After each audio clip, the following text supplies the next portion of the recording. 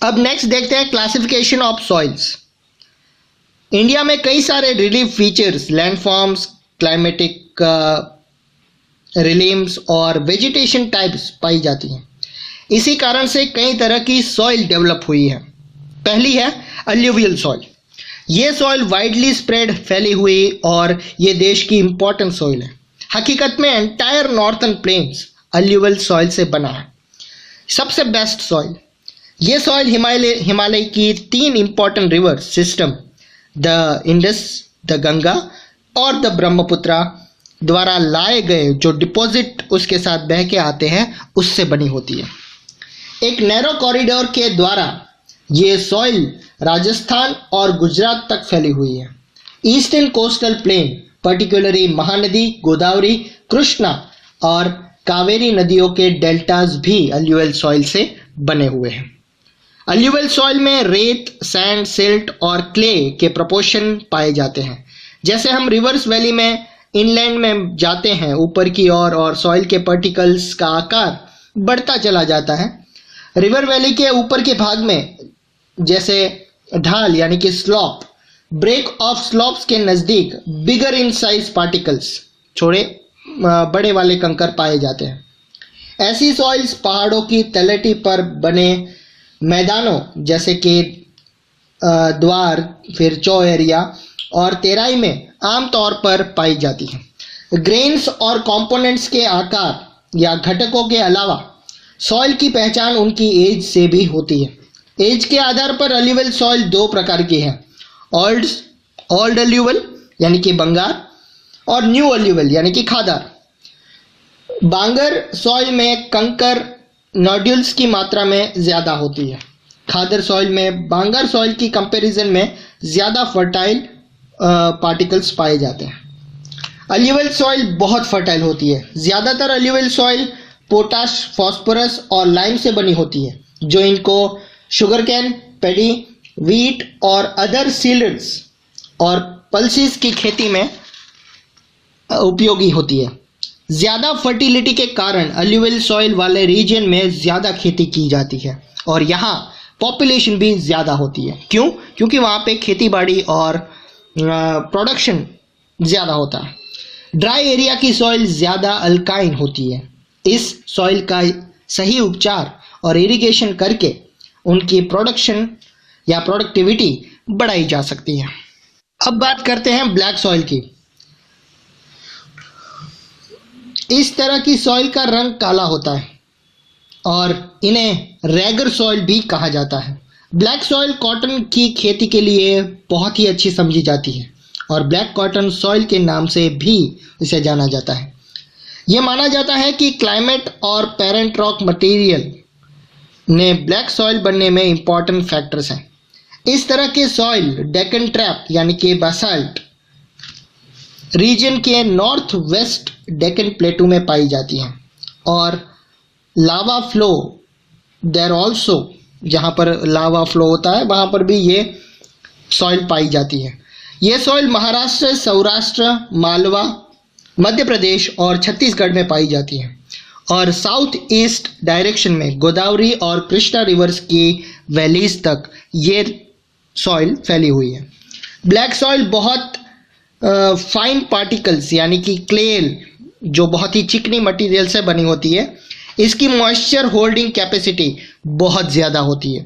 इसके अलावा ये soil calcium carbonate, magnesium, potash और लाइम जैसे पौष्टिक तत्वों से बनी होती है, लेकिन इनमें फास्फोरस की मात्रा बहुत कम होती है। गर्म और शुष्क यानी कि ड्राई मौसम में इन सॉइल में गहरी दरारें पड़ जाती हैं जिससे इनमें अच्छी तरह की जो गैसेस यानी कि वेंट से वो मिक्स हो जाती है।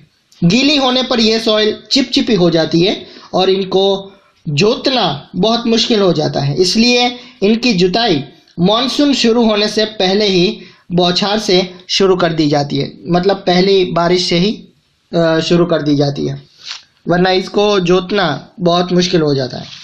नेक्स्ट देखते हैं red and yellow soil. Red soil Deccan plateaus के ईस्टर्न और साउथर्न हिस्सों में क्रिस्टलाइन इग्नेशियस रॉक पर कम बारिश वाले भागों में पाई जाती है। Red and yellow soil Orissa, Chhattisgarh, middle Ganga plains के साउथर्न पार्ट्स पर और वेस्टर्न घाट में पहाड़ी पर पाई जाती है। इन सॉइल का red colour dispersion of iron में क्रिस्टलाइन और मेटामॉर्फिक रॉक्स के कारण होता है। इनका येलो कलर इनमें हाइड्रेट फॉर्म के कारण होता है। अब बात करते हैं लेटरेट सॉइल की। लेटरेट वर्ड ग्रीक लैंग्वेज के वर्ड से लिया गया है जिसका मतलब होता है ब्रिक यानी कि ईंट।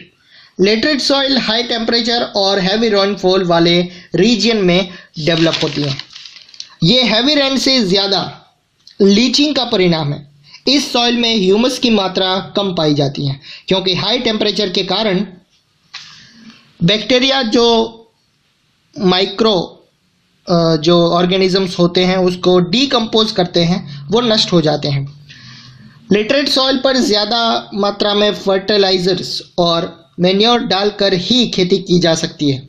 ये सॉइल आमतौर पर कर्नाटका, केरला, तमिलनाडु, मध्य प्रदेश और असम की पहाड़ियों के एरिया में पाई जाती है। सॉइल कंजर्वेशन की अप्रोप्रिएट टेक्निक अपनाकर इन सॉइल पर कर्नाटक, केरला और तमिलनाडु में टी और कॉफ़ी उगाई जा सकती है या उगाई जाती है। तमिलनाडु, आंध्र प्रदेश और केरला की रेड रिटलेट सॉइल काजू की खेती के लिए बहुत ज़्यादा सूटेबल है। अब देखते हैं एरिड यानी कि ड्राई सॉइल। एरिड का कलर रेड और ब्राउन होता है। यह सॉइल आमतौर पर सैंडी और शैलीन होती है। कुछ एरियाज में साल्ट की मात्रा इतनी ज़्यादा होती है कि झीलों से पानी इवापोरेट करके खाने का नमक भी बनाया जा सकता है। ड्राई क्लाइमेट और हाई टेम्परेचर के कारण इवापोरेशन रेट फास्ट हो जाता है और सॉइल में ह्यूमस और मॉइस्चर यानी कि नमी बिल्कुल कम होती है। सॉइल की सतह के नीचे कैल्शियम की मात्रा बढ़ती चली जाती है और नीचे की परतों पर लाइम के कंकर, चूना जिसे बोलते हैं हम, लाइम के कंकर की सतह पाई जाती है। इसके कारण सॉइल में इनफिल्ट्रेशन ऑफ वाटर होता है। इस सॉइल को सही तरीके से इरिगेट करके कल्टीवेबल बनाया जा सकता है जैसा कि वेस्टर्न राजस्थान में हो रहा है। अब देखते हैं फॉरेस्ट सॉइल। ये सॉइल आमतौर पर पहाड़ी और माउंटेनियस एरियाज में पाई जाती है जहां सफिशिएंट रेन फॉरेस्ट अवेलेबल है। इस सॉइल के टेक्सचर में माउंटेनियस या माउंटेन एनवायरनमेंट के अनुसार बदलाव होता है।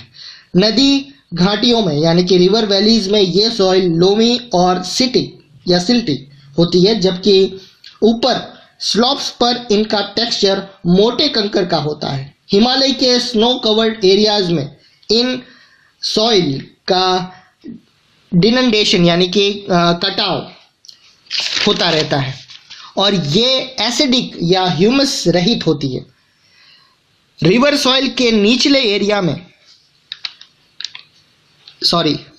वैलीज के निचले वाले एरियाज में स्पेशली रिवर टेरेसेस और अलुवियल फैंस जो ये सॉइल होती है वो उपजाऊ होती है, बहुत ही फर्टाइल होती है। अब देखते हैं सॉइल इरोजन और सॉइल कंजर्वेशन। डिनंडेशन जिसे कहते हैं डिनंडेशन ऑफ ए सॉइल कवर यानी कि उसका कटाव और उसके बहाव की प्रोसेस को सॉइल इरोजन कहा जाता है। सॉइल के बनने और इरोजन की प्रोसेस आमतौर पर साथ साथ चलती है और दोनों में बैलेंस होता है, लेकिन ह्यूमन एक्टिविटीज़ जैसे कि डिफॉरेस्टेशन, ओवरग्रेजिंग, कंस्ट्रक्शन और माइनिंग एटसेट्रा से कई बार ये बैलेंस डिस्टर्ब हो जाता है और नेचुरल फोर्सेस जैसे कि विंड, ग्लेशियर और वाटर सॉइल इरोजन करते हैं। रनिंग वाटर क्लेल सॉइल को काटते हुए एक डीप चैनल्स बना देती है, उन्हें गलीज कहते हैं। ऐसी ज़मीन जोतने योग्य नहीं रहती और इसे बैड लैंड्स कहते हैं। चंबल बेसिन्स में ऐसी ज़मीन को रेविन्स कहा जाता है।